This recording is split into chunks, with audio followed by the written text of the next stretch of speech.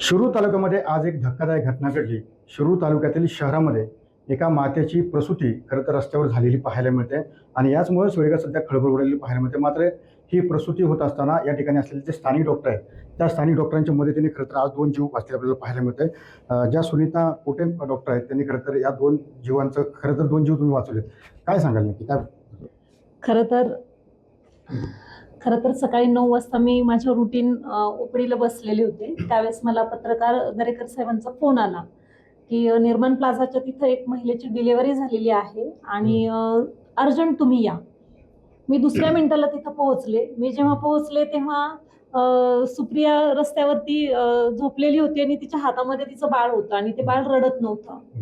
मी तिथे गेल्यानंतर तिथल्या महिलांना थोडंसं आवाहन केलं की तुमच्याकडे जे काही ओढणी असेल, दुपट्टे असतील ते काढा आणि थोडंसं हिला आपण कव्हर करूया। पटापट 10-15 महिलांनी त्यांच्या ओढण्या स्टोल काढून तिला गोल कव्हर केलं। सगळ्या महिलांनी एक फेर घेऊन मग नंतर मी तिथं कम्फर्टेबली तिची डिलिव्हरी करू शकले। बाळाची नाळ कट केल्यानंतरही लवकर बाळ रडलं नाही 2-3 मिनिटं। मग नंतर बाकीचे जे बाळ जन्मल्यानंतर आम्ही डॉक्टर मंडळी जे प्रयत्न करत असतो ते प्रयत्न केले। त्यानंतर 2-3 मिनिटांनी त्या बाळाने पहिला क्राय किंवा पहिला आवाज रडणं किंवा पहिला श्वास त्याने घेतला। त्यानंतर आमचे जे पेडियाट्रिशियन आहेत डॉक्टर संकेत घोडे सुखाई हॉस्पिटलचे त्यांना आम्ही फोन केला। तेही तत्परतेनं अगदी दुसऱ्याच मिनिटाला तिथं आले। नंतर मी बाळ त्यांच्याकडे दिलं आणि म्हणजे मग मला नंतर पुढे आईकडे लक्ष देता आलं। नंतर आईची डिलिव्हरी मी तिथे केली रस्त्यावरती। तिच्याकडे कुठलेही रिपोर्ट्स नव्हते, काहीच नव्हतं। नंतर मग मी तिला रिक्षामध्ये घालून हॉस्पिटलपर्यंत आणलं। इथं आल्यावर तिचे सगळे इन्व्हेस्टिगेशन्स केले तर माझ्या असं लक्षात आलं की तिचं HB फक्त 6 आहे। कारण त्याच रस्त्यावरती तिथेच ती पेशंट शॉकमध्ये होती, पूर्ण पांढरी पडली होती, डोळे पांढरे केले होते कारण तिच्यासाठी ते सहन होत नव्हतं। मग आता हॉस्पिटलला आणल्यानंतर आपल्या समोर आहे, तिला आता ब्लड चालू केलेलं आहे। ओम ब्लड बँकेने आपल्याला मोफत ब्लड पण दिलेलं आहे। शिरूरच्या जनतेने भरपूर सहकार्य केलं। तसंच माझ्याबरोबर माझी मैत्रीण सुवर्णताई चिपाडे समाजसेविका आहेत, आत्मनिर्भर सोशल फाउंडेशनचं काम त्या करतात। कारण राही फाउंडेशन आणि आत्मनिर्भर सोशल फाउंडेशन आमचे संयुक्त कार्यक्रम भरपूर चालू असतात। त्यामुळे त्यांनीच मला खरं तर त्यांच्या गाडीवर घेऊन गेल्या तिथे घटनास्थळी। त्यामुळे मी लवकरात लवकर तिथे पोहोचले। मी डॉक्टर होते पण मला मदत करणाऱ्या सगळ्या भगिनी किंवा रस्त्यावरती अनोळखी सगळ्या महिला होत्या पण तरीही प्रत्येक जण मदत करत होतं। नक्की प्रत्येक मदत करत होता। मात्र तुम्ही खरं तर देवदूत म्हणून त्या ठिकाणी पोहोचलात। थोडा उशीर झाला असता तर काय नक्की परिस्थिती त्या ठिकाणी उद्भवली असते? खरं तर जन्म आणि मृत्यू, जन्म आणि मरण हे एका श्वासाचं अंतर असतं।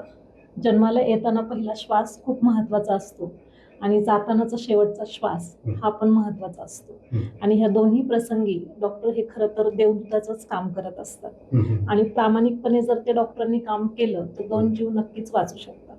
नक्की डॉक्टरांनी प्रामाणिकपणे काम केलंय। आपल्यासोबत पीडित महिला सुद्धा आहेत, सुप्रिया काळे। काय सांगाल एकंदरीत, कारण रस्त्यावरती अशी प्रकारची प्रसूती खरं झाली? जे परिस्थिती झाली ते मॅडमने खरं खरं सांगून दाखवलं आमची। पोटे मॅडमने आमची सगळं परिस्थिती पाहिली ते तुम्हाला सांगून दाखवली।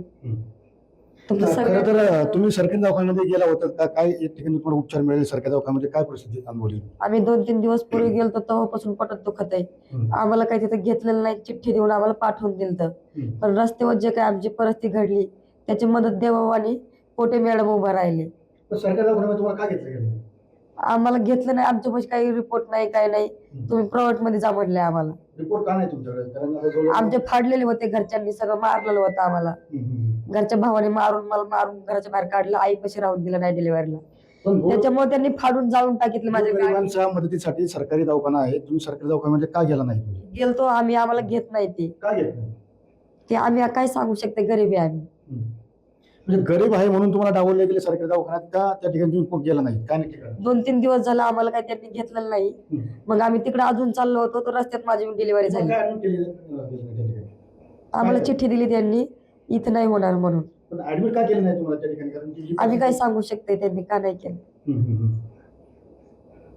तुम्ही काय समाजाचा काय तुम्ही उल्लेख केला होता एखाद्या माहितीमध्ये? काय नक्की आम्ही गरीब भटके समाज असल्यामुळे आम्हाला कोणी समजून घेत नाही। दुसऱ्यांना लगेच घेतात, आम्हाला कोणी घेत नाही। आम्ही काय करू शकते? तुम्हाला काय कारण सांगितलं जातं? म्हणजे काय इथं होऊ शकत नाही, तुम्हाला पुण्याला तर नगरला जावं लागेल। इथं काही डिलिव्हरी दवाखाना नाही। ही वेळ नगरला पुन्हा जाण्याची वेळ नाही ना, एवढं जर रस्त्यावरती अशा प्रकारे होत असेल तर काय सांगाल तुम्ही सरकारी दवाखान्यामध्ये? काय करू शकते दादा आम्ही तर गरीब आहे आम्ही पण काय करू शकतो नाही ना. यावर पुढे तक्रार केली का तुम्ही? असं गरीबी आहे तुम्ही म्हणून तुम्हाला घेतले जात नाही सरकार दवाखान्यात? नाही तक्रार केली आम्ही पुढे.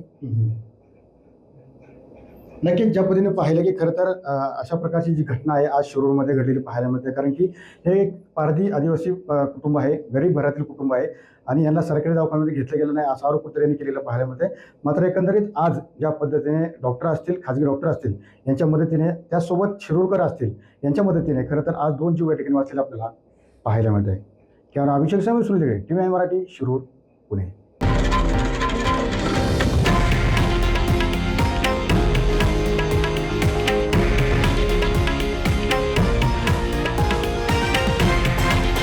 हे आहे देशातील नंबर 1 न्यूज नेटवर्क आणि आपण पाहत आहात TV9 मराठी, एकमेव.